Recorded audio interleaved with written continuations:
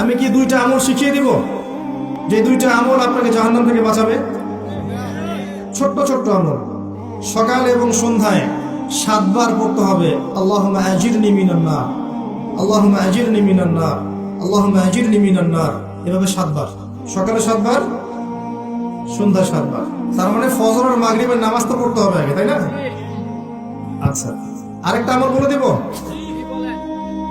ভোরবেলা বাদ ফজর সাইয়্যিদুল ইস্তিগফার একবার, এবং সন্ধ্যাবেলা মাগরিবের পরে বা বিকেল বেলা সাইয়্যিদুল ইস্তিগফার একবার। এটা কোন দোয়া? আল্লাহ আমার সাথে পড়েন, আল্লাহুম্মা আনতা রাব্বি লা ইলাহা ইল্লা আনতা খলাকতানি আনা আবদুক ওয়া আনা আলা আহদিক ওয়া ওয়া'দিকা মাস্তাতা'তু আউযু বিকা মিন শাররি মা সানা'তু আবুউ লাকা বিনি'মাতিকা আলাইয়া ওয়া আবুউ বিযানবি ফাগফির লি ফাইন্নাহু লা ইয়াগফিরুয যুনুবা ইল্লা আনতা। মুখস্থ করা যাবে না? বিশেষ কোচিং করছেন, কত বই মুখস্থ করে ফেলছেন না?